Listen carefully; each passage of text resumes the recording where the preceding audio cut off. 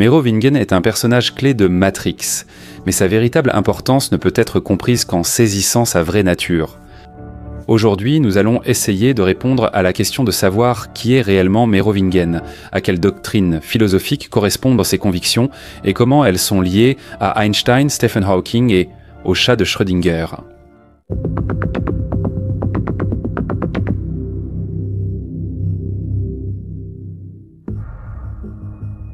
Merovingen est un programme créé dans les premières versions de la Matrix. Étant l'un des plus anciens habitants de cette réalité artificielle, il a accumulé d'immenses connaissances et une grande expérience, ce qui lui a valu le statut de marchand d'information. Je possède et je commerce l'information. Je sais tout ce qu'il faut savoir.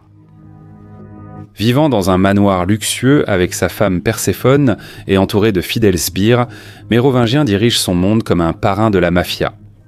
Il contrôle de nombreux programmes qui sont devenus des parias ou qui ne sont plus utiles à leurs créateurs. Ce sont tous des programmes issus d'une version précédente de la matrice. Mais même à cette époque, ils causaient plus de problèmes qu'ils n'apportèrent de bénéfices. Dans son entourage, on retrouve notamment les jumeaux. Et vous là, attrapez le maître.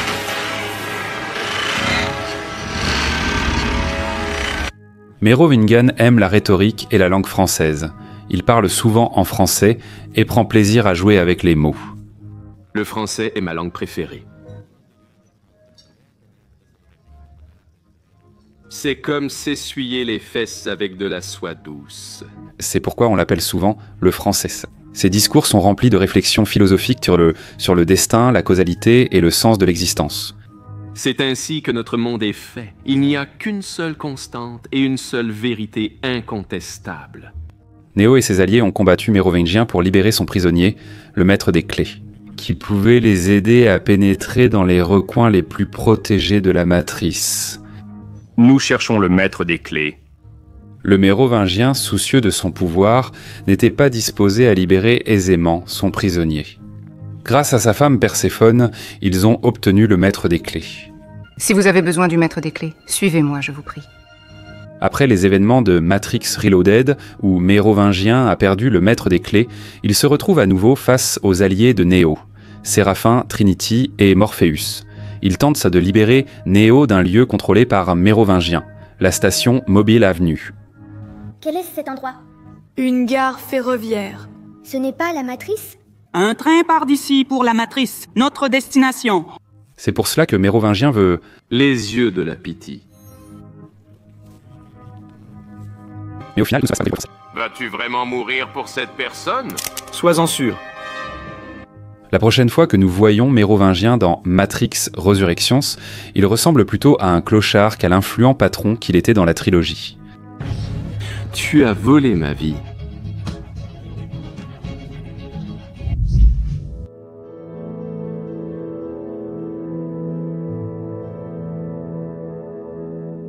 Il existe une hypothèse selon laquelle Mérovingien serait l'un des premiers élus de la Matrice.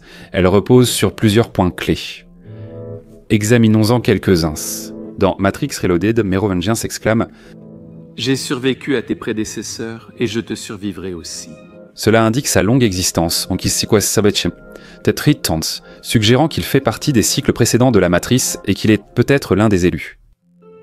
Le Mérovingien, comme Neo, possède la capacité de manipuler la matrice à un niveau élevé.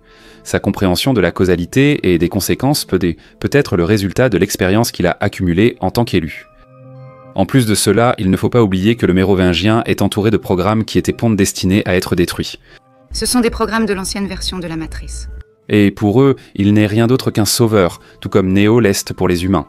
Mais sans doute, l'argument principal en faveur de cette théorie, ce sont les paroles de Perséphone, qui s'adresse à Neo. Il y a très longtemps, tout était différent ici. Et il était différent lui aussi. Il était comme toi. Ce qui suggère clairement que, par le passé, Mérovingien était peut-être l'élu. Mais en réalité, je ne soutiens pas cette hypothèse et je la considère comme erronée. À mon avis, Mérovingien a un rôle bien plus intéressant.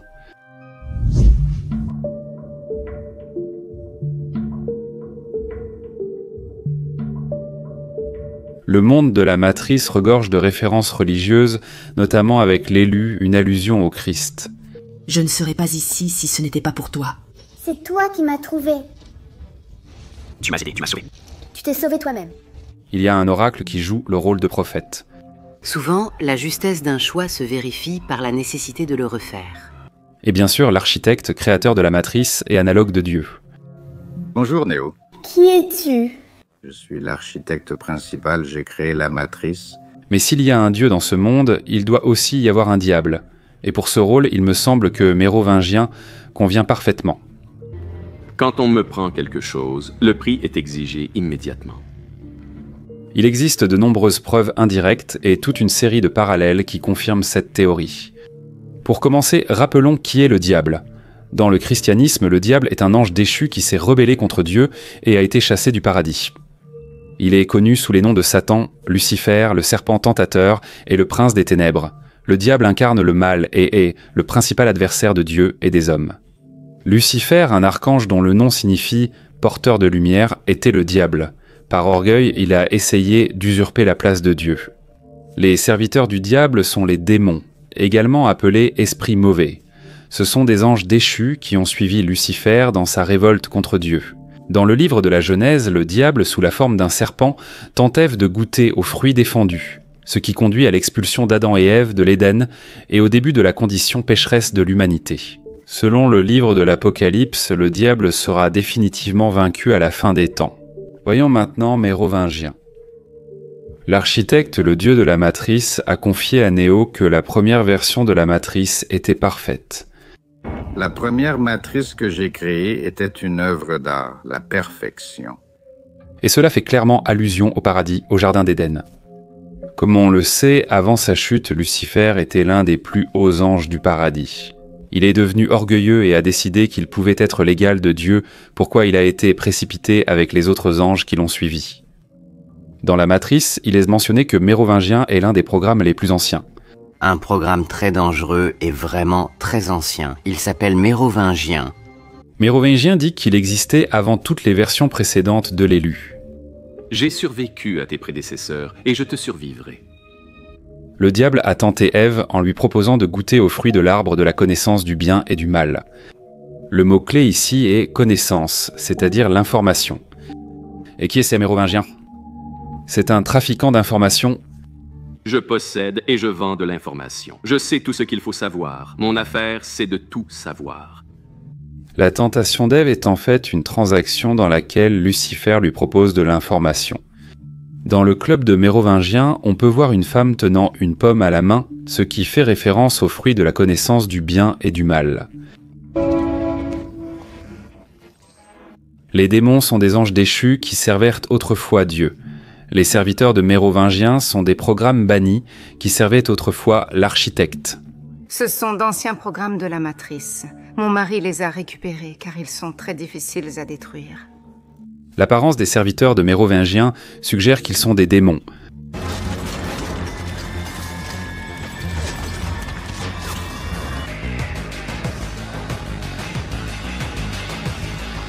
Lucifer, devenu orgueilleux, a voulu être l'égal de Dieu. Mérovingien a voulu devenir l'égal de l'architecte, le programmeur principal. Comme Dieu, c'est-à-dire l'architecte, Mérovingien voulait créer, écrire des programmes et en être fier. C'est moi qui ai créé ce programme. Elle commence très simplement. D'ailleurs, la façon dont il influence la femme à travers la nourriture nous renvoie encore une fois à la pomme d'Éden qu'Ève a goûtée. Selon le livre de l'Apocalypse, le diable sera finalement vaincu à la fin des temps. Dans Matrix Résurrection, nous voyons Mérovingien sous l'apparence d'un sans-abri. Tu as volé ma vie. Il a tout perdu, il est vaincu. Dieu permet au diable d'exister afin de préserver le principe du libre arbitre pour tous les êtres. L'architecte ne détruit pas Mérovingien, même lorsqu'il est complètement vaincu, il ne l'efface pas et lui permet d'exister dans un état aussi pitoyable. Il y a aussi beaucoup d'autres allusions dans le film. Par exemple, le club dans lequel descendent Trinity, Morpheus et Séraphin s'appelle Hell, ce qui ressemble au mot Hell, qui signifie enfer en anglais. Morpheus appuie sur un bouton dans l'ascenseur sur lequel il était autrefois écrit Help, mais la dernière lettre est barrée. Dans l'ascenseur, ils descendent en enfer. Lorsqu'ils rencontrent Mérovingien, il leur dit qu'ils ont traversé l'enfer. Vous avez traversé l'enfer juste pour discuter avec moi. Le club Enfer est plein de programmes exilés, c'est-à-dire de démons.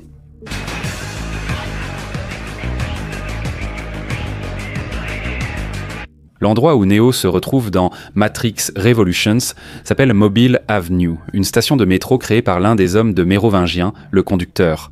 C'est un portail entre la réalité et la matrice pour les programmes. De plus, Mobile est une anagramme du mot limbo, qui se traduit par limbe.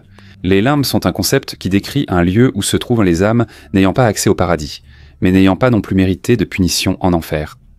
Selon la Divine Comédie de Dante, les limbes constituent le premier cercle de l'enfer et, par conséquent, sont également sous le contrôle du diable. De la même manière que l'avenue Mobile est sous le contrôle de Mérovingiens. Le canal de communication entre les deux mondes est contrôlé par le conducteur qui a un maître sournois. Mérovingien? D'ailleurs, la présence de cette station explique aussi comment Mérovingien a pu survivre à la réinitialisation de la matrice et n'a pas été supprimé. Il aurait très bien pu se trouver dans un portail similaire et la réinitialisation de la matrice ne l'aurait pas du tout affecté.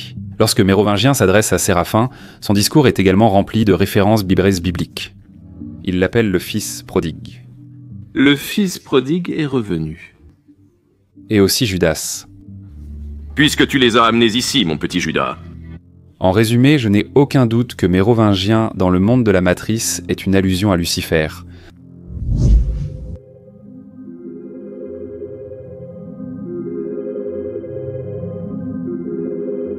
Dans la première version de la matrice, qui était parfaite, les humains ne pouvaient pas croire à la réalité de la matrice car ils n'avaient aucune possibilité de choix. L'illusion du choix leur a été offerte par un programme qui a remplacé Mérovingien. Et c'est l'oracle, aussi appelé la Pythie. C'est pourquoi Mérovingien veut obtenir ses yeux, parce que c'est elle qui l'a remplacé.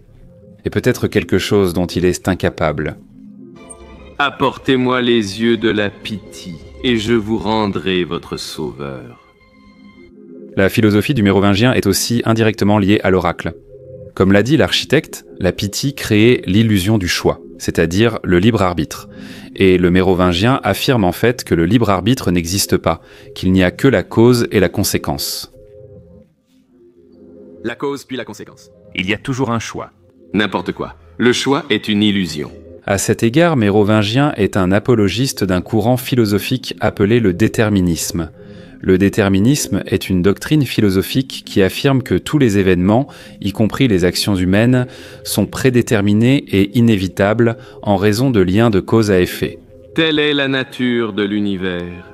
Nous ne contrôlons absolument pas notre vie. Dans une perspective déterministe, chaque phénomène a une cause et chaque action découle inévitablement des conditions précédentes. Le pouvoir provient de la capacité de discerner la cause, qui précède la conséquence. Cet enseignement s'oppose à l'idée du libre arbitre. Il y a toujours un choix. N'importe quoi. Parce que cela suppose que les choix et les actions des gens sont strictement déterminés par des facteurs externes et internes. Un autre maillon de la chaîne.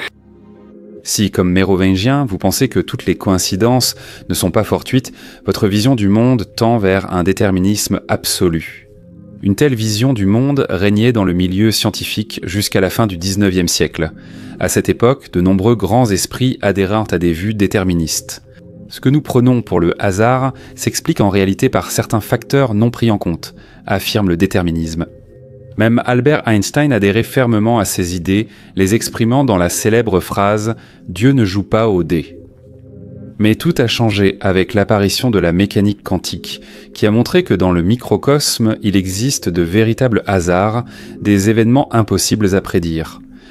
Ces idées ont été illustrées dans une expérience de pensée proposée par Erwin Schrödinger en 1935. Pour cela, le physicien a proposé une expérience originale. Imaginez un chat dans une boîte en acier avec une machine infernale contenant un compteur Geiger, un petit marteau et une fiole de cyanure de potassium. Un grain de substance radioactive est placé dans le compteur. Elle est si croire, elle est si petite qu'en 1 heure, un seul de ces atomes peut se désintégrer. Mais il est tout aussi probable qu'aucun ne se désintègre. Si l'atome se désintègre, le compteur active un petit marteau qui brise la fiole et le chat meurt. Cette expérience démontre le principe de superposition, selon lequel, avant la mesure, une particule se trouve dans un état qui est un mélange de tous les états possibles. Le chat est à la fois vivant et mort tant que nous n'ouvrons pas la boîte pour regarder. Cela contredit le déterminisme, qui affirme que tous les événements sont strictement prédéterminés et inévitables. La superposition montre que, dans le monde quantique, les hasards peuvent être véritablement aléatoires, remettant en question les points de vue déterministes classiques. Merde, tu vas me conduire à la tombe. C'est pourquoi si au XIXe siècle, Einstein affirmait que Dieu ne joue pas aux dés, au XXe siècle, des scientifiques comme Stephen Hawking répondaient à cette déclaration de la manière suivante. Non seulement Dieu joue aux dés, mais en plus, il les lance parfois là où nous ne pouvons pas ne pas les voir. Ainsi, la philosophie de mérovingien, qui représente un déterminisme absolu, à la lumière des découvertes scientifiques modernes, nécessite au minimum une révision. Si vous voulez des analyses banpo des personnages de Matrix, likez la vidéo, cela aidera aussi la chaîne à se développer.